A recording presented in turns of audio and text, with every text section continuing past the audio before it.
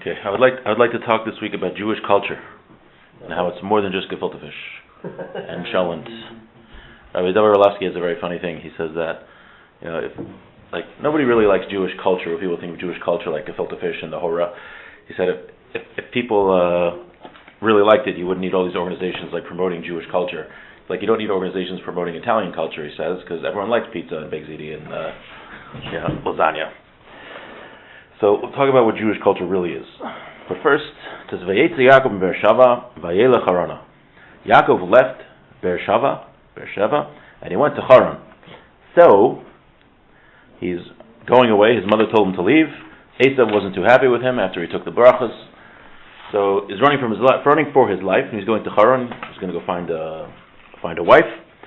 Now the Rashi points out right away, a very famous comment here. It says Vayeitze Yaakov in Beersheva. Yaakov left Beersheva, Vayelech Haran. He went to Haran. So the kasha is, why does it say he left Beersheva and went to Haran? Is that how you talk? You say, I'm going to Lakewood. You don't say, I'm leaving Manalapan and going to Lakewood now. Say, I'm going to Lakewood. So why does it say that he left Beersheva? So Rashi writes, V'yatsa, lo hayet tzarich lichtov ela vayelech Yaakov Harana. It only had to say that Yaakov was going to Haran. The lama hiskir yitziyah. So why does it mention his leaving? Ela magid shitzias tzadik min hamakam osa roshim. He says that when a tzaddik leaves a place, it makes an impression. Who hayde hu ziva, hu hadr. Yatz misham pana hayde pana ziva pana hadr. All these things end when the tzaddik leaves a city. So that's why it says Vayeitze Yaakov, to stress that when Yaakov left the city, it made a big impression. It caused a less of an elevation in that city. So the Seifler writes, very interesting comment here. He says we find this concept of Vayeitze Yaakov of an aspect of going someplace and leaving someplace. How so? It says there's always been the custom that a student leaves home and goes to yeshiva. He leaves home and goes to yeshiva. So the purpose of going to yeshiva is that he can be surrounded in a makam Torah, a place of Torah, when you're totally surrounded and you're like in the cocoon of a yeshiva, and everything you're doing in those formative years of growth is just to serve Hashem. That impacts you for the rest of your life. That's why you go to yeshiva. That's the going to yeshiva. And a student successful there, he learns how to learn, and he dedicates himself to Torah study for the rest of his life. Now he says there's another aspect of going to yeshiva, that's Vayeitze Yaakov, that a person is leaving. How is that? He says the way society is now used to be, the Jewish people, they were in the shtetl, surrounded by other Torah observant people, studying Torah all day, and there was a atmosphere of holiness and Torah in the whole community. He says we don't have that nowadays, and he's speaking about, he lived in Bnei Brak, right? Bnei Brak is quite a religious neighborhood, if you've ever been there before. Did you guys go to Bnei Brak when you visited? Yeah. It's a religious neighborhood. He was running in Bnei Brak. What? Holy tzitzis. Holy tzitzis. You wear them for the fringe benefits. Okay. So he says that nowadays it needs to be Vayeitze Yaakov to go to yeshiva, in addition to hot cholent to keep you warm. There's different people going around. So he says even if a person wouldn't be successful in yeshiva and wouldn't know how to learn, it's worth it to leave yeshiva. Aaron, this is for you. It's worth it to leave to go to yeshiva just to be in that Torah environment. Meaning, a person is always influenced by his environment, no matter what, no matter who you are. The Rambam writes this. It's a psik ratio. It's going to happen no matter what. Wherever you live, you're influenced by your environment.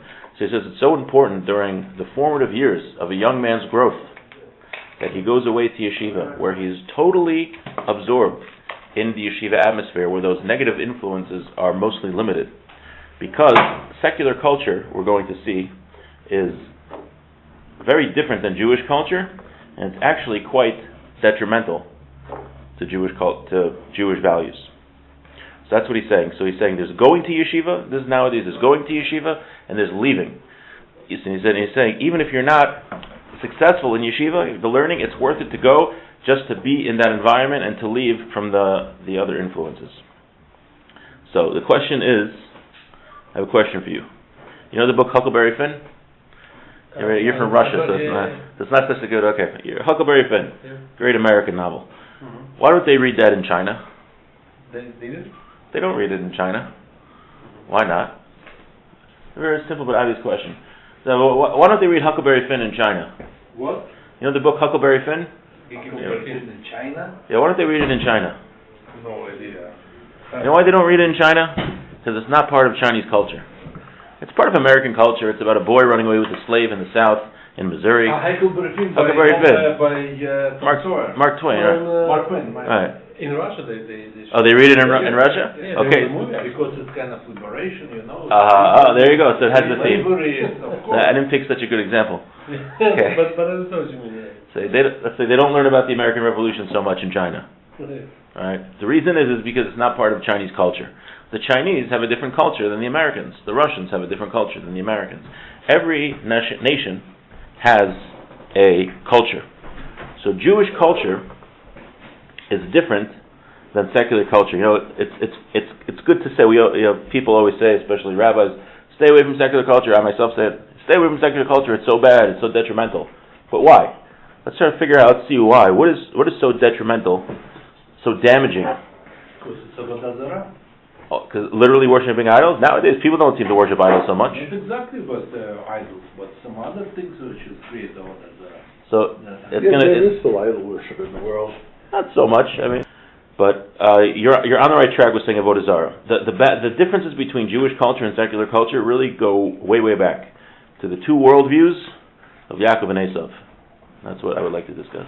Yaakov and his brother Esav, they had two different ways to view the world. Now, the way it was supposed to go, if you look back at the brachos, the way that it was supposed to go was supposed to be that Yaakov was going to be dedicated to Torah learning and be serving Hashem, and Esav would support him by working the land and things like that and be subjugated to Yaakov. So there would be a team. They would be a team in spreading the word of Hashem. Except Esav didn't do that. It's like a Zachar and a man and wife, a similar type of partnership type of thing. So Esav didn't do that. He decided to go another path, and we see that his values were not those of Yaakov. Yaakov spent his time studying Torah, spreading the word of Hashem, thinking of other people. But how is Esav described? So Esav, Targum Onkelos calls Esav a gvar nach shirchon. A gvar nach shirchon. Gvar nach shirchon, there's two explanations given in the Rishonim. One says it's an adam batel, which means somebody who doesn't work, takes vacation a lot, he chills. Just, he's in his mother's basement playing Fortnite all day or playing Call of Duty. It's a gvar nach shirchon. That's one explanation. The other explanation is that it comes from nach shirchon, means he had a nachash, a snake, carved on his thigh, the tattooed or the image of a snake on his thigh. What's a snake? Why is the snake significant? Because the snake was the Hora before the sin of Adam and Chava. Now, what did the serpent tell Chava?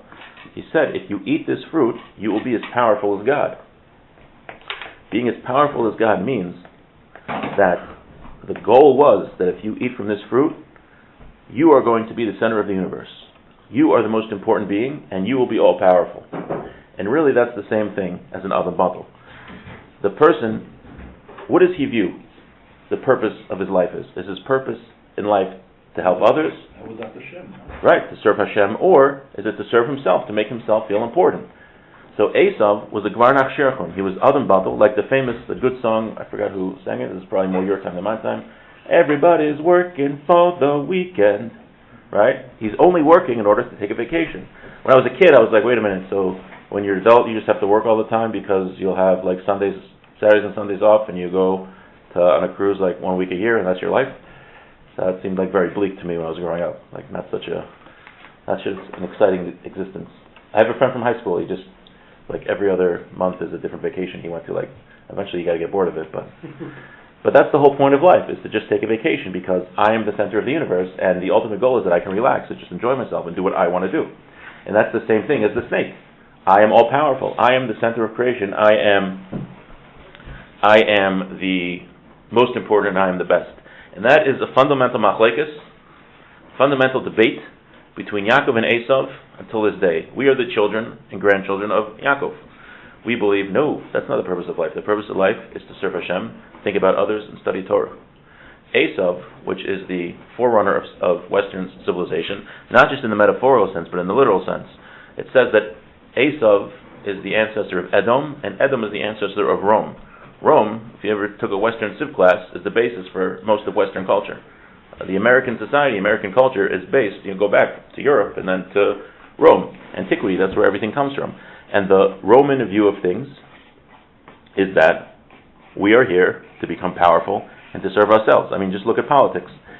Whoever political candidate you like, do you think that they're sitting there, you get to the Oval Office in the morning, how am I best going to serve the country today and make everyone's life better? Do you really think that's what these people are, saying when they get up in the morning and sit at their desk at the office?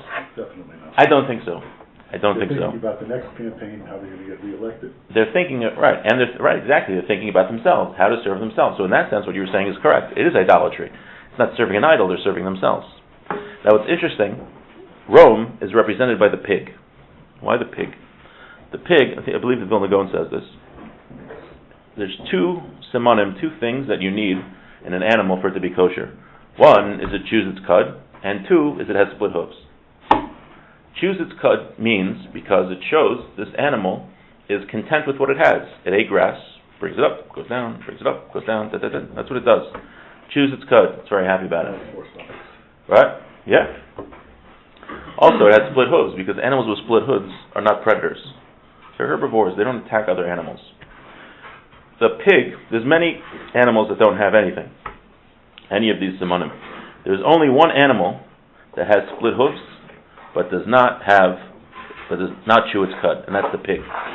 The pig says, look at me, I'm kosher, but inside it's really rotten. It's the same thing with, what? Esav also the same thing. Yeah, exactly. Esav was exactly the same thing. A little bit here, a little bit there. Right. He would look like a big Torah scholar in front of his father, like you're saying. He would ask his father. There's a mitzvah to take off meiser. You have to tithe things from the salt. Right. So he asked his father. He wanted to look really frum. How much meiser should I give from the salt? What's the rough thing? Oh, you're such a tzaddik. You're asking me how much meiser you should give from the salt. Right. But it was all right. What? There's no meiser. Right. No meiser from salt. That's low. Right. It's the whole thing. So the whole thing is that he's faking it. He's showing on the outside when inside he's rotten. And that's what Rome is. Rome, there are certain societies that if you think about, nowadays, they're totally uncivilized. Right? You still have, I'm sure, a few cannibalistic tribes. You look in the Arab world in general, they're not so big on civilization, how they treat other people. But in Western society, at least officially, there's supposed to be justice. Right? Even though you can argue that it's misapplied quite often, there's a concept of justice. Right? We have a court system. Things should be fair. Civilization, you should act respectable. You should treat each other nicely. But why is that? Is it because they feel that they're fulfilling the will of Hashem and it's our purpose in life to treat others fairly and just? No. Because practically, in order to have a society that's functioning where everyone's not killing each other, you need to have a court system. It's really just a selfish thing. That we decided that the best way for us to be successful and to become as wealthy and powerful as we can is by making sure society is set up in such a way. So that's what the pig is. Because outside showing, look at us, we're very holy people. We believe in justice, we believe in law, we believe in treating each other in fairness. And inside, the reasons that they're doing this are really rotten. The Jewish people, we also believe in those things. But we are doing it not just to create a functioning society, because it's the will of Hashem. And you're supposed to be just, you're supposed to treat other people right. You're supposed to do tzedakah, you're supposed to do charity, and things like that. That's why we mentioned before at Tisha B'Av time the story of the Yasari Harugim Malchus, the 10 martyrs, when they were killing Rabbi Yishmael. The daughter of the Caesar said, "He's a very beautiful man. Please don't kill him." And Caesar said, "I'm going to kill him." So she said, "Oh, do me a favor. Can you just skin off his face while he's still alive so I can keep it because it's very beautiful?" So Jews believe in beauty. Why was Rabbi Yishmael beautiful? He was beautiful because he was the only person allowed into the Holy of Holies, into the Kodesh HaKodashim. So he was beautiful. He had a spirituality shown forth from him. However, to the Romans, beauty was just a commodity. It's something to make you feel good. I look at this beautiful thing, I feel good. So she was willing to inflict so much human suffering to tear off a person's face in order that she should just have something to look at. Did it actually happen? Yes. fact, Rashi's writing in the 1000s, he said at his time, the Rabbi Shmuel's face was still in the the storehouses of Rome, because they pickled his face. So Is it still there? I don't know, haven't been. We'll see if the Pope Francis will let you check out the Vatican archives. Yeah. But my Rishi wrote an article many years ago. I said this over before, but I think it's so poignant. It's called The Attack Dog Connoisseur. He starts by asking, the Nazis, the Yimach Shemam, did what they did, but how is it possible that millions of Germans went along with it? So he said, you could say the economic pressures at the time, and they wanted a scapegoat, blah, blah, blah, all these things. But he said, they were the most cultured of nations. They believed in the humanities. The theory was that the humanities were supposed to make you more human. A person, right? We look up to a person. Who would you look up to more? A guy who's going to the Yankee game drinking a beer with his stomach sticking out, or a guy who's dressed in a tuxedo going to hear the opera at the Met or Lincoln Center? You think the guy going to hear the opera? Oh, I'm an impressive guy. He's much more sophisticated, much more human. So that's not the case. Mengele, Yimach Shemo, Dr. Mengele, he was a connoisseur of classical music, and he found out that there was a woman in the camp, a Jewish woman, he played violin, Mengele, and she was a very talented piano player. So Mengele, didn't kill her because he wanted her to play piano, and he would play his violin in the camps in Auschwitz while he made her play on the piano. Now they would play Ave Maria together. And Mengele trained his dog that every time she made a mistake, it would bite her. And until she died, she had 10 huge scars on her body from every time the dog bit her. She came back at night working from the camps, and Mengele would force her to play on the piano, and every time she made a mistake, the dog would bite her. So you have here a man, Mengele, who's one of the most vicious, disgusting, brutal human beings to ever live, who would have been that guy in the tuxedo going to hear an opera at Lincoln Center. How can you reconcile the two? So Meir Shiva says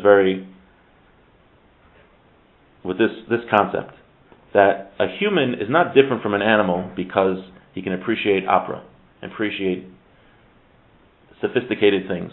A human is different than an animal because a human has the capacity to think about others and to connect to Hashem. An animal doesn't have that capacity. A human being who is just interested in paintings, interested in theater, interested in opera, he's just a more sophisticated animal. He just has different tastes than the animal has.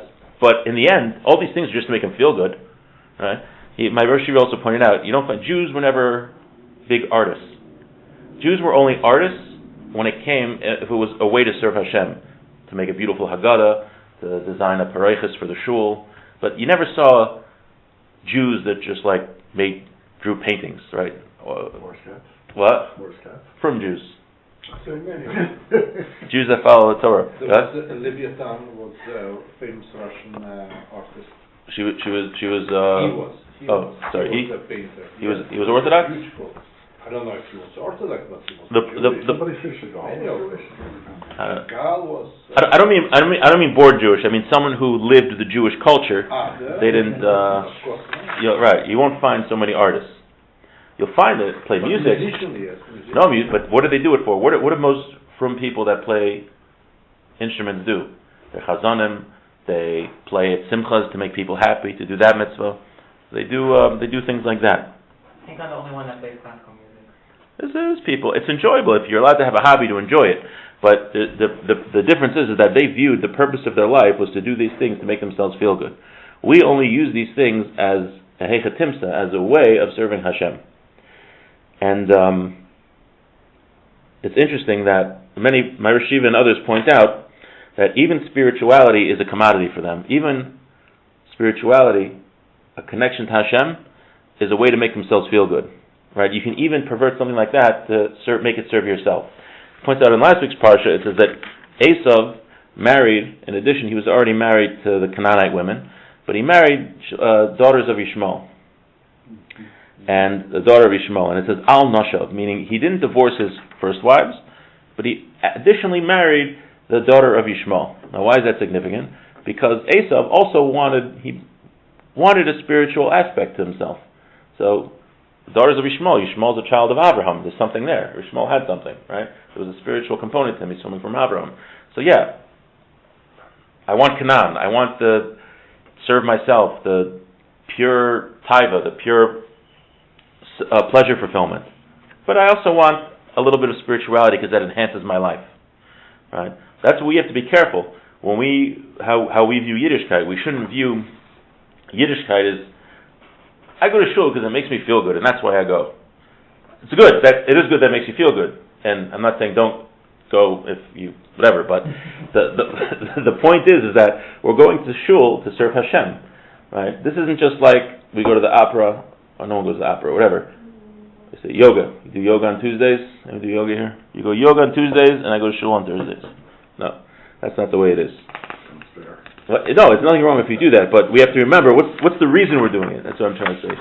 What's the reason we do it? So again, why we always and I never like when people bash things without giving a reason. So I feel it's okay now. I'm bashing things, but I'm giving a reason. I'm bashing secular culture. I'm saying secular culture, which I think we all know deep down, is people are serving themselves and doing what's best for themselves, and they want to become powerful and wealthy, and that's it. They're working for vacation. I'm not blaming them. They don't know any better. They're working for vacation. Some people know better. Most people don't. And they are working to become powerful, like the snake told Chava. The battle we've been having for all time, that continued with Yaakov and Esav and continues today. And that's why it says, Vayeitze Yaakov and Beersheva, which the disciple writes, you have to leave your environment. All young men have to go to yeshiva during their formative years, away from home, in order that they're only influenced by that Torah environment and not influenced by the ideology. We're not just saying, don't be influenced by a secular environment because there's pritzus, obviously, which is true, which is you want to stay away from also. But what's more dangerous is the ideology. We don't want that ideology to sap into us where the purpose of our lives is just to serve ourselves. That's what we have to be careful as a Jew. And interesting, someone asked my Reshiva once for Beis Yaakov, what's the biggest Hora? I mean, what's the biggest challenge a girl in Beis Yaakov faces? So he said, the biggest challenge is to be like a goy, to be influenced by secular society. That's the biggest challenge for all of us today, because we're constantly surrounded by it. It's everywhere. And forgetting everything else, the bad things of secular society, the worst thing to be influenced by is this ideology that I'm here for me, and that's it. And that's the be-all and end-all, because that's not going to make us more human. The only thing that makes us more human is when we nurture our capacity to care for others and to serve Hashem. Shalom.